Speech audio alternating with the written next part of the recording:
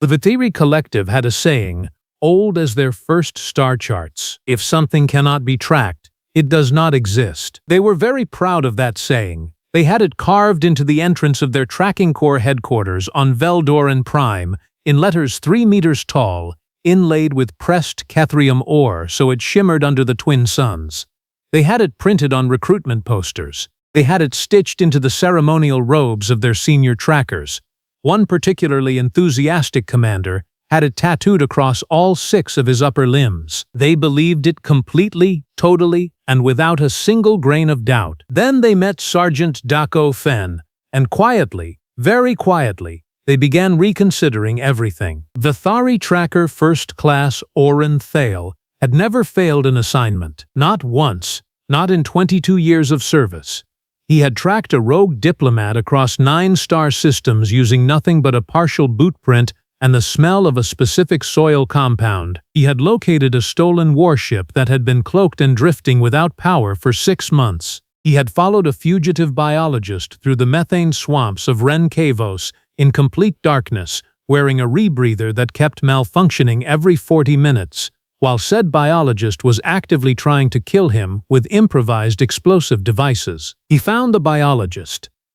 He did not find it particularly difficult. So when High Command assigned Oryn Thael to shadow a human sergeant named Dako Fenn through the restricted zone of Kalhari Station, his initial reaction was something between mild amusement and professional insult. The restricted zone was a decommissioned industrial sector, 17 square kilometers of rusted corridors, collapsed freight tunnels, dead power conduits, and atmosphere processors that had not functioned correctly since before the human species had discovered fire. Nobody went there. Not scavengers, not criminals, not the maintenance crews who were technically required to inspect it every 6 months, and technically never did. Whatever was in there, it was not worth the risk of finding out.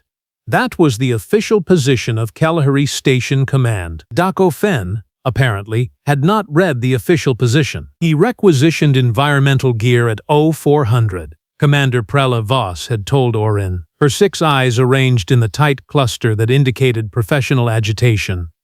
Full spectrum, atmospheric filtration, thermal dampening, structural sensor array. The kind of kit our deep investigation teams use. Why? Oryn had asked. That is what I need you to find out. Did anyone ask him directly? Prella had fixed him with a look that was, for a Vethari, extraordinarily withering.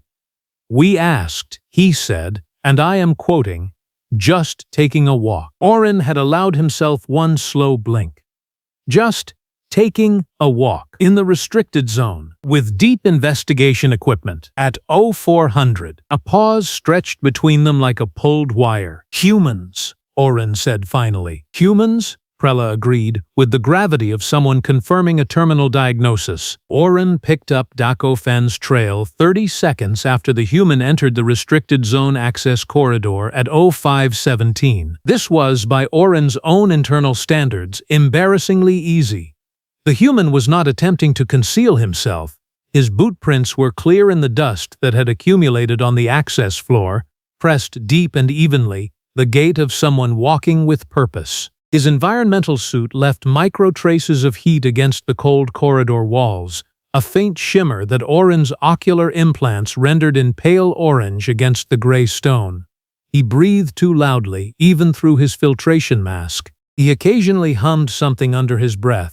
A short, repeating melody that Oryn did not recognize but that had no place in a decommissioned industrial sector at 0517 in the morning. Oryn followed at a distance of 40 meters, moving in total silence, his own thermal signature suppressed to ambient, his breathing regulated to the slow, measured cycle that Vethari trackers learned in their 2nd year of training. He noted to himself, almost disappointed. This was going to be simple. For 11 minutes, it stayed simple. Then Dako Fenn reached the first pressure door at the sector boundary, the door that had been sealed and welded shut 14 years ago after an atmosphere leak, the door that required a level 7 access code and a manual override tool, and approximately 40 minutes of careful engineering work to open. Dako Fenn pressed his palm flat against the door. It opened, not with the grinding screech of forced mechanisms, not with the hiss of broken seals.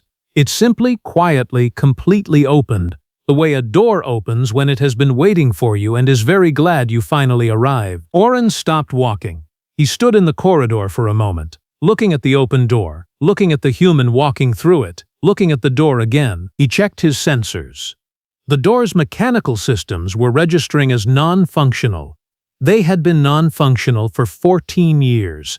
Nothing had changed in the sensor readings. The door had not received a code, had not been manually overridden, had not been affected by any signal Oryn's instruments could detect. It had opened. Oryn filed this under unexplained and followed. The interior of the restricted zone was exactly as depressing as its designation suggested. Collapsed freight tunnels that had once moved cargo between Kalahari's industrial bays, dead processing units the size of small buildings, their surfaces corroded into textures that resembled geological formations. Corridors that twisted at angles that stopped making architectural sense approximately 3 minutes after you entered them, as though whoever designed this sector had started with a coherent plan and then simply given up.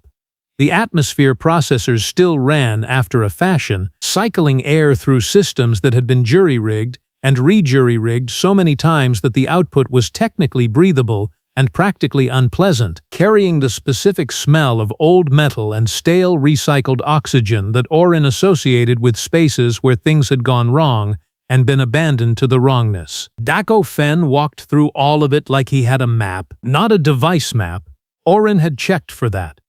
The human had no navigation system running, no overlay display, no reference data being transmitted to his suit's visual system. He simply walked with the easy confidence of someone who knew exactly where he was going and had been there before, turning at intersections without hesitating, stepping over structural debris without looking down to check his footing, ducking under collapsed conduit runs that Oryn's sensors had not flagged as hazards until Oryn was already half a step from walking into them. At one point, Fenn stopped, tilted his head slightly, and then took a completely different corridor from the one he had been heading toward. Oryn paused, cross-referenced the structural maps, and realized that the original corridor would have led them directly through a section of flooring that was, according to sensor data, essentially a platform of corrosion suspended over a 30-meter drop. Fenn had not consulted sensors.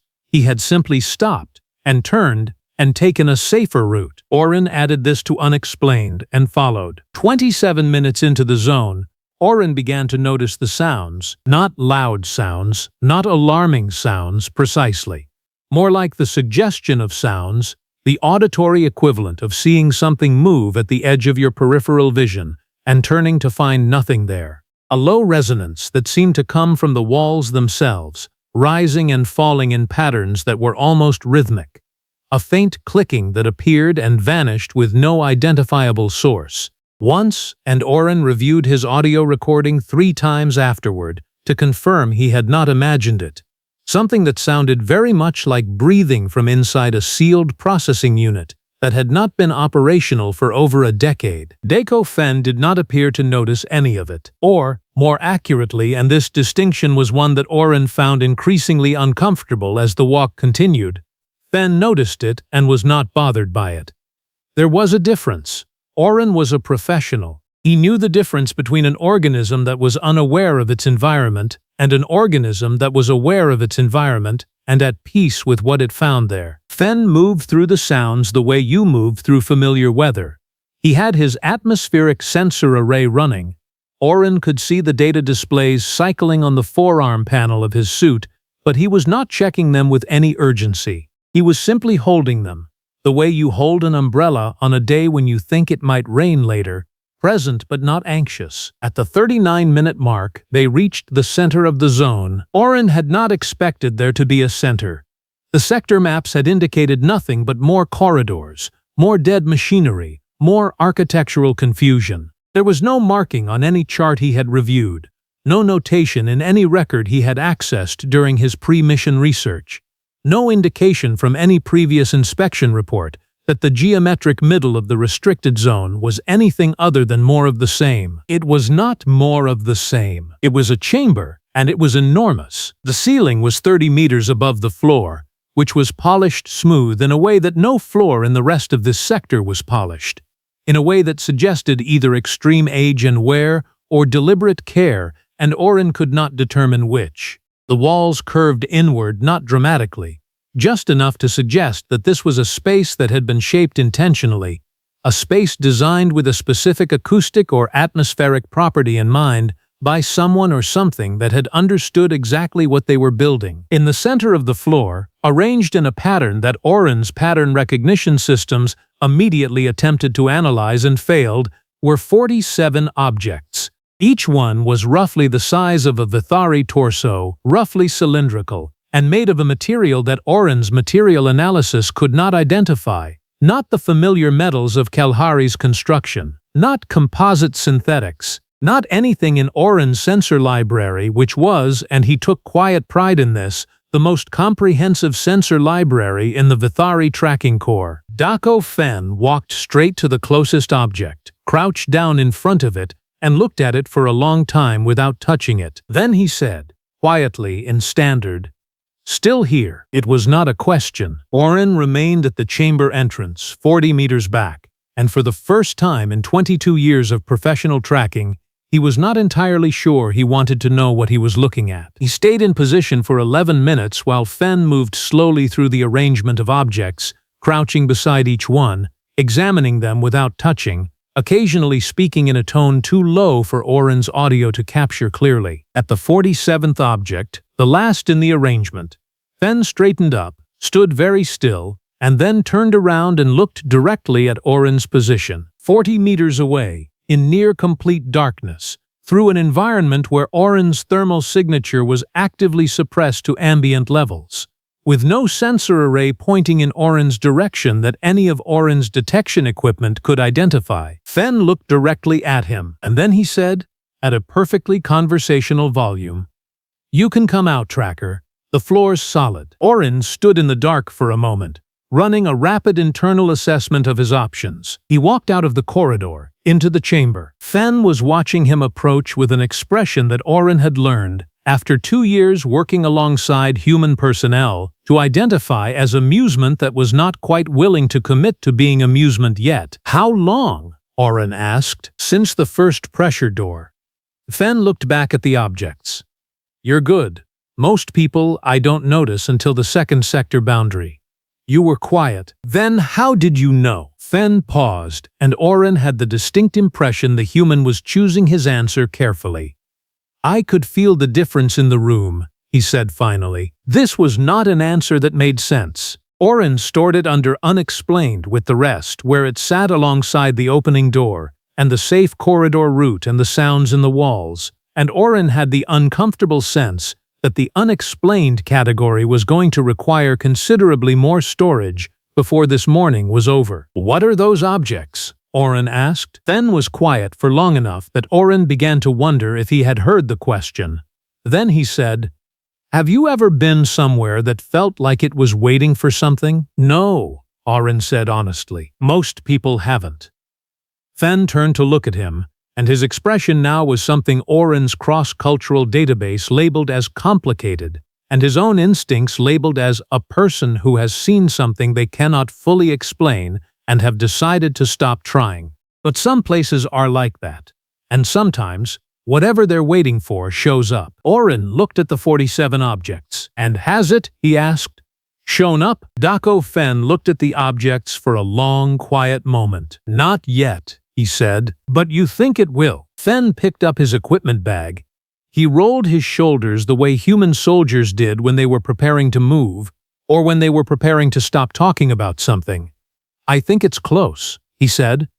"Come on, I'll show you the way out, the safe way." Oryn followed him back toward the entrance, and behind them, in the chamber, the 47 objects sat in their arrangement that Oryn's pattern recognition software still could not parse, and the low resonance in the walls rose and fell and rose again, and somewhere in a sealed processing unit that had not functioned in 14 years, something breathed. Oryn walked faster. Dako Fenn did not. Oryn filed his preliminary report at 0800. It was the shortest report he had ever submitted in 22 years of service. 3 sentences. Subject entered restricted zone at 0517. Subject navigated sector without navigational assistance. Subject located a chamber in the geometric center of the sector containing 47 unidentified objects of unknown origin and unknown material composition. He stared at the report for a while. Then he added a fourth sentence. Further investigation recommended. He did not add what else he had seen. He did not add the door that had opened without a code.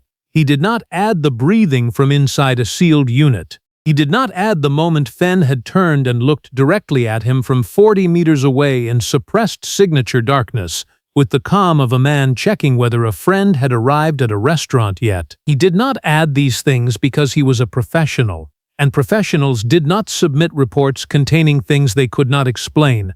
And at this precise moment in his career, Oryn Thael could not explain approximately 60% of what he had witnessed between 0517 and 0743. He sent the report. He went to his bunk. He lay on his back and stared at the ceiling and did not sleep for even a single minute. Commander Prella Voss called him in at 0930. She had read the report.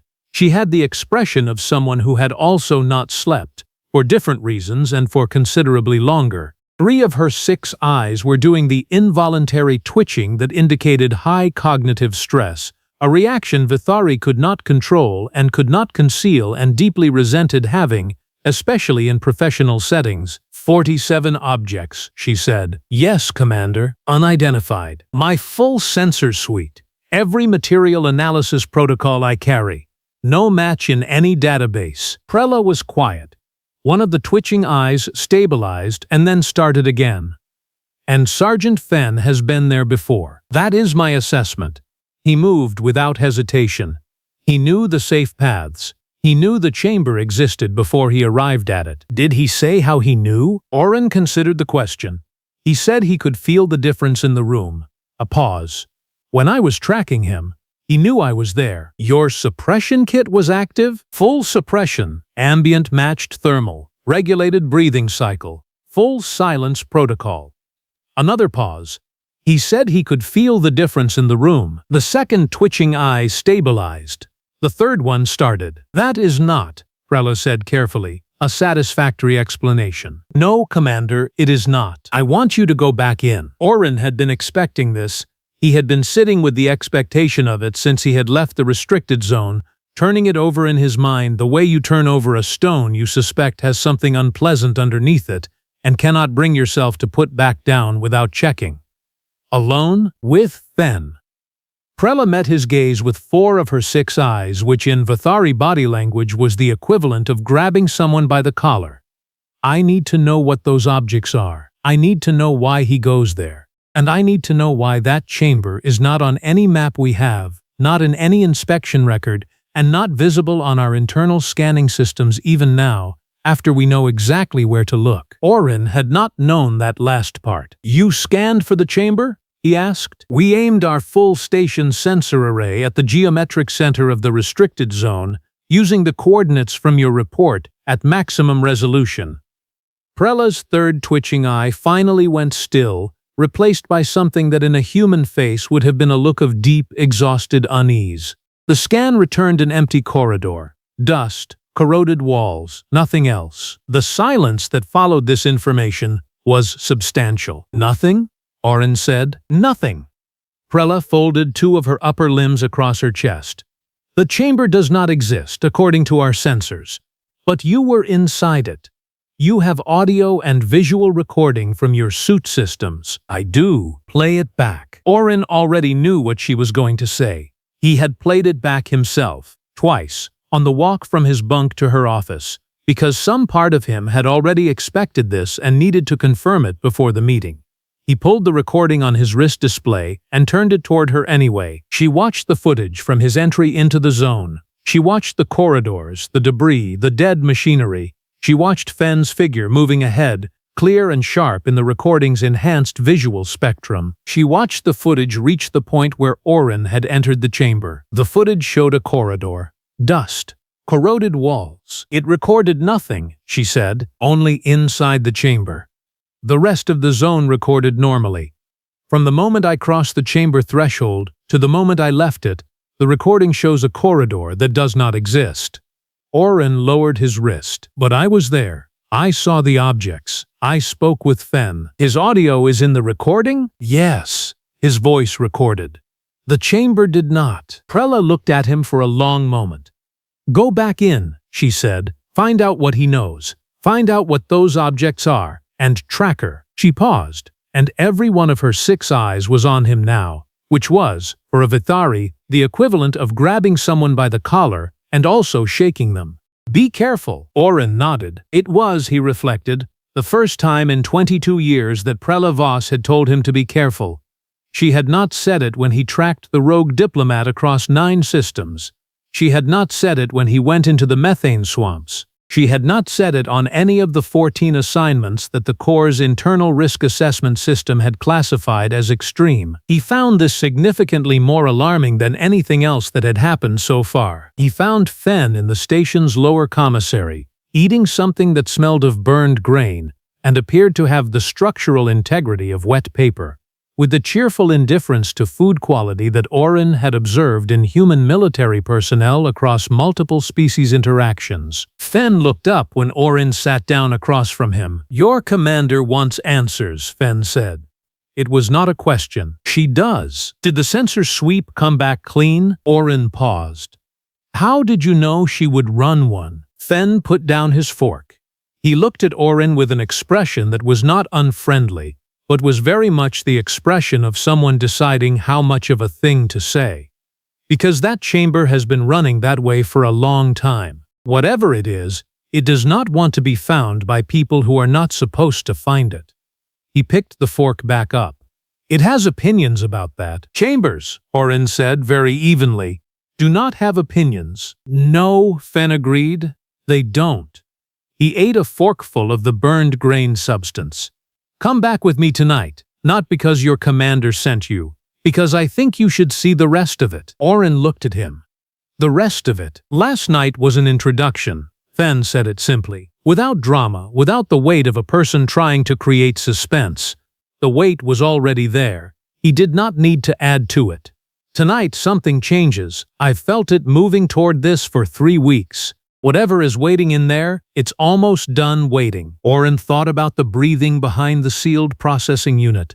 He thought about the resonance in the walls. He thought about 47 objects in a pattern his best software could not parse, in a chamber that did not appear on any sensor sweep, behind a door that had opened for a palm print with no registered code. What are you? He asked, not rudely, just the question, placed between them on the commissary table like an object that needed to be examined. Fenn smiled. It was a small smile, the kind that arrived on a human face when they found a question genuinely good rather than performatively clever. A sergeant in the 7th Expeditionary Division, he said, originally from a city called Gdansk, on a planet your species once classified as a Class 3 developing world not worth visiting. The smile did not leave his face. We surprise people. They went in at 2200. The door opened for Fenn the same way it had the night before, without hesitation, without ceremony, with the ease of a thing that had long ago decided whose side it was on. The zone was different at night cycle. The station's ambient lighting, already minimal in the restricted sector, dropped to nearly nothing in the off hours. Oryn's ocular implants adjusted automatically, rendering the world in the layered spectrum his species used for low-light navigation, cool blues and grays and the occasional orange shimmer of residual heat. Fenn walked with a small handheld light that he held low and pointed at the floor, not sweeping it around in the wide, anxious arcs that most beings used lights in dark spaces, just holding it steady, illuminating his next few steps, comfortable with how much of the dark was not illuminated. The sounds in the walls were louder, not loud enough to be alarming in any simple physical sense, not loud enough to rattle the corroded panels or disturb the dust on the floor, but louder in the way that a sound becomes louder when it is no longer trying to be quiet, when something that has been patient has reached the edge of its patience and is beginning to let that be known. At the sealed processing unit, Fenn stopped. He put his hand flat against the surface. The breathing on the other side stopped. Then, slowly, the panel of the unit shifted. Not opening, not breaking, just moving. a few centimeters, the way a door moves when someone on the other side has leaned against it to listen. Oryn did not move. He did not speak. He was, technically, continuing to file things under unexplained, but the category had grown so large at this point that it had essentially become its own separate operational reality that existed alongside his normal understanding of how the universe functioned. "It knows you're here this time," Fenn said quietly. "Don't worry. That's better." "Better than what?" Oryn asked. "Better than it not knowing." Fenn withdrew his hand. The panel settled back. "When it doesn't know you're here, it watches you differently. When it knows, it just holds still." They continued toward the chamber. The chamber was the same, and not the same. The 47 objects were where they had been, in their arrangement that Oryn's pattern recognition systems had failed to parse last night, and failed again now, more insistently, running repeated analysis cycles, as though convinced that a 48th attempt would reveal something the first 47 had missed. But the objects were lit, not by any external source. Not by Fenn's handheld lamp, which he had pointed at the floor and which did not project upward at the angle needed to explain it. The objects themselves emitted a light that was not quite visible and not quite invisible, a quality of luminescence that registered on Oryn's ocular implants as present, but that he could not have described to anyone afterward in terms that would have made sense. It was the kind of light that old things have, that places have, the light of duration, the light of something that has been here for so long that it has become part of the light itself. Fenn walked to the center of the arrangement and stood there. The resonance in the walls rose. And then, because apparently this morning was committed to dismantling every professional certainty Oryn Thael had accumulated over 22 years, the 47 objects began to move. Not dramatically, not with any kind of violence or urgency. They rotated, slowly, each one turning on its own axis, the way planets turn, the way the most stable things in the universe turn, with the patient inevitability of something that has been doing this for a very long time and will continue doing it for considerably longer. As they turned, the pattern they formed on the floor, the one Oryn's software could not analyze, began to shift, the arrangement changing by increments so small that each individual change was invisible, but the cumulative movement was not. The way you cannot see a plant grow but can see that it has grown, the resonance became something that Oryn felt in his chest cavity. And then the 47th object, the last one, the one Fenn had stood before the longest last night, opened. Not like a mechanism, not along any seam or hinge that Oryn could identify. It opened the way something opens when what is inside it has decided the time for being inside is finished. The way an egg opens, the way a long-held breath finally releases. The interior was empty, and then it was not. Oryn did not have words for what was in it. He reviewed the recording later, 3 times, 4 times, and the recording showed an open object and Fenn standing before it, and Oryn standing 40 meters away, and nothing else. The same nothing else the recording had shown for the chamber itself, the refusal of this space to be documented. But he had been there. He had seen it. And what he saw was not a thing, precisely, but a presence, the understanding of something being here that had not been here a moment ago, something that had been not here for an extremely long time, and had arrived with the quiet certainty of something that had always been going to arrive, and had simply been waiting for the right conditions. Fenn spoke to it, not in standard, not in any language Oryn's translation systems recognized, and his systems recognized 412 languages, including 6 that were technically extinct.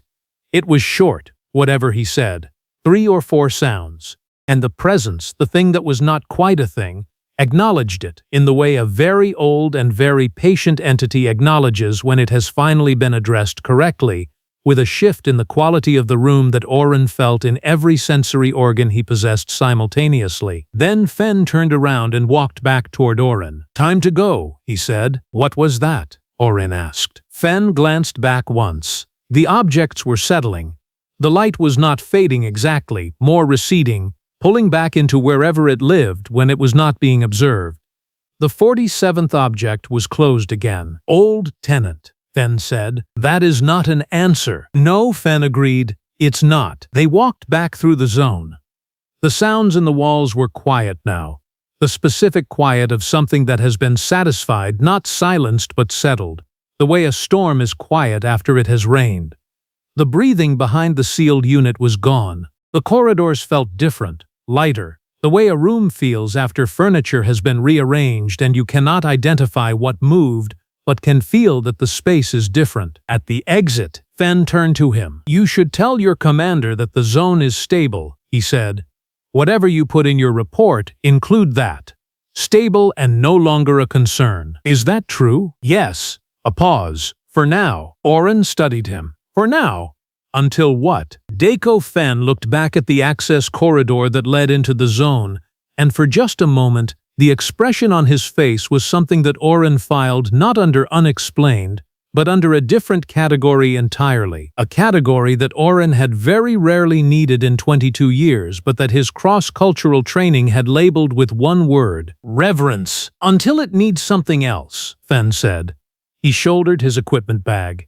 "Get some sleep, Tracker. You look terrible." He walked away down the station corridor, unhurried, hands in his pockets, the way a man walks when he is going somewhere comfortable and familiar, and Oryn stood at the entrance to the restricted zone and watched him go. His report, when he finally wrote it, was 5 sentences long. Subject returned to restricted zone at 2200, accompanied by this tracker.